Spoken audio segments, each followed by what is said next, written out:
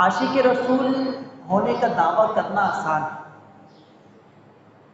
عاشق رسول ہونے کا دعویٰ کرنا آسان ہے، انداز رسول اپنانا بڑا مشکل ہے۔ ہم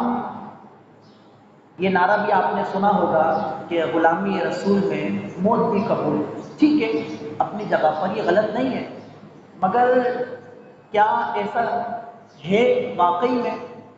کہ ہم عاشق رسول ہونے کا جو دعویٰ کر رہے ہیں عملاً ہم عاشق رسول ہیں یا نہیں؟ عملاً بھی ہم رسول اللہ صلی اللہ علیہ وسلم کی سنتوں کو اپناتے ہیں یا نہیں؟ عملاً عملی زندگی میں ہم حضور کی سنت سے، آپ صلی اللہ علیہ وسلم کی باتوں سے، آپ کی اداؤں سے کتنی محبت کرتے ہیں؟ ایک عاشق صادق تو وہ تو اپنے محبوب کی اداؤں کو اپناتا ہے، وہ تو نہیں دیکھتا کہ اس کا حکم کتنا سخت ہے کتنا نرم ہے، وہ تو بس دیکھتا ہے کہ میرے محبوب کی ادائیں ہیں، وہ اس کو اپناتا رہتا ہے۔ چند احادیث سنتے ہیں۔ رسول اللہ صلی اللہ علیہ وسلم نے ارشاد فرمایا کہ ذلت اور رسوائی بنا دی جاتی ہے کس کے لیے؟ فرمایا علی من خالف امری، جس نے میرے امر کی مخالفت کی، جو میرے حکم کی نافرمانی کرتا ہے اس کے لیے ذلت اور رسوائی رکھ دی جاتی ہے، اس کا مقدر ہو جاتا ہے، اس کے ذلت اور رسوائی مسلط اس پر کر دی جاتی ہے، تو جو میرے حکم کے خلاف کرتا ہے۔ ایک قرآن پاک کی آیت ہے سورہ نساء کی کہ جو شخص رسول کی مخالفت کرتا ہے، من یشاقق الرسول بعد ما تبین له الہدی، کہ جس نے حق واضح ہونے کے باوجود،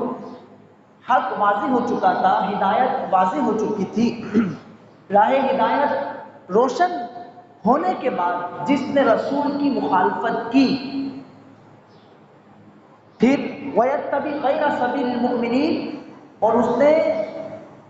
مومن کے راستے کے خلاف ورزی کی، ایمان والوں کے راستے کو چھوڑ دیا،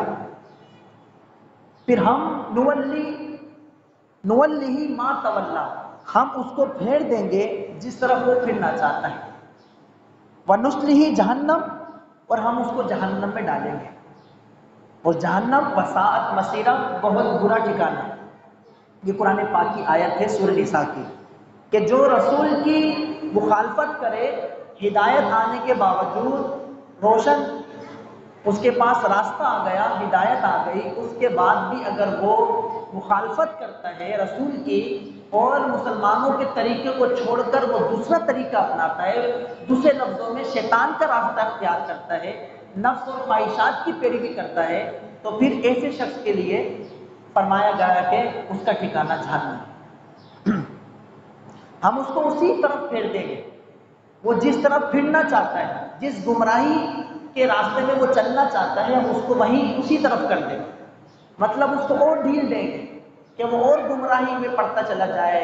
گہرائی میں گرتا چلا جائے، اور زیادہ گمراہ اور گناہ گار اور عذاب کا اور زیادہ مستحق ہوتا چلا جائے، ہم اس کو وہیں پھیر دیں گے۔ اب چند احادیث سنیں۔ رسول اللہ صلی اللہ علیہ وسلم یہ ہم سب کے لیے ہے۔ حضور نے فرمایا لیس منا من عمل بسنتی غیرنا، وہ ہم میں سے نہیں ہے جس نے دوسروں کے طریقے کو اپنایا، دوسرے کی سنت کو اپنایا، لیس منا، وہ ہم میں سے نہیں ہے، من عمل بسنتی غیرنا، جو دوسروں کے طریقوں کو اپناتا ہے وہ ہم میں سے نہیں۔ دوسری حدیث پاک من لم یعمل بسنتی فلیس منی، کہ جس نے میری سنت پر عمل نہیں کیا، من لم یعمل بسنتی، جس نے میری سنت پر عمل نہیں کیا، فلیس منی، وہ ہم میں سے نہیں، اس سے میرا کوئی تعلق نہیں ہے، وہ میرا نہیں ہے۔ یہ الفاظ بہت، ایک امتی جو درد رکھتا ہے، جو حضور کی محبت رکھتا ہے، اگر رسول اللہ صلی اللہ علیہ وسلم کی بارگاہ میں ہی اگر وہیں سے دھتکار دیا جائے تو بتائے پھر ہم کہاں جائیں، پھر ہمارے پاس کچھ بچتا نہیں۔ ایک حدیث پاک من رغب عن سنتی فلیس منی، جو میری سنت سے منہ پھیرتا ہے وہ میرا نہیں، وہ ہم میں سے نہیں، وہ میرا نہیں، فلیس منی، وہ میرا نہیں۔ ایک اور حدیث پاک میں ارشاد ہوا من خالف سنتی فلیس منی، جس نے میری سنت کی مخالفت کی وہ میرا نہیں۔ دیکھیں، من اخذ بسنتی، جس نے میری سنت کو پکڑا، مضبوطی سے پکڑا، فہو منی، وہ مجھ سے ہے، وہ میرا ہے۔ من اخذ بسنتی، جس نے میری سنت پر عمل کیا، جس نے میری سنت کو اپنایا، جس نے میری سنت کو مضبوطی سے پکڑا، فرمایا فہو منی، وہ ہم میں سے ہے، وہ میرا ہے۔ ومن رغب عن سنتی فلیس منی، اور جو میری سنت سے منہ پھیرے گا وہ میرا نہیں، وہ میرا نہیں۔ ایک اور حدیث پاک، وہ المتمسک بسنتی عند فساد امتی لہو اجر مئات شہید، کہ جو شخص امت مسلمہ میں گڑبڑ کے وقت، بگاڑ کے وقت ایک سنت پر عمل کرے گا، جو فساد کے وقت، بگاڑ کے وقت میری ایک سنت کو اپنائے گا، فلہو اجر مئات شہید، اس کو 100 شہیدوں کے برابر ثواب ملے۔ تو سنت پر عمل کرنا، جو انحطاط کا دور ہے، جو گمراہی کا دور ہے، فساد کا دور ہے، اس میں سنت کو زندہ کرنا، یہ 100 شہیدوں کے برابر ثواب ہے، یعنی اتنا اجر و ثواب اس کا ہے۔ ایسے موقع پر جہاں سنت پر عمل کرنا مشکل ہو رہا ہو، پورے معاشرے سے ہمیں فائٹ کرنی پڑ رہی ہو، تو ایسی صورت میں پھر اگر کوئی سنت پر عمل کرتا ہے تو پھر اس کے لیے اجر و ثواب بہت زیادہ ہے۔ یہ تو سمجھانے کے لیے، ورنہ اللہ تعالیٰ کے یہاں اجر و ثواب میں کوئی کمی نہیں۔ تو یہ حدیث پاک ان کے جو غلام تھے، خلق کے پیشوا ہوئے، یعنی خلق کی امامت کی، ان کو بادشاہی ملی، ان کو عزت ملی، ان کے جو غلام تھے خلق کے پیشوا ہوئے، ان سے پھرے جہاں پھر آئی کمی وقار میں۔ تو ہم جو ہماری عزت و وقار میں جو کمی واقع ہوئی ہے، یہ وجہ یہی ہے کہ ہم ان سے پھر گئے۔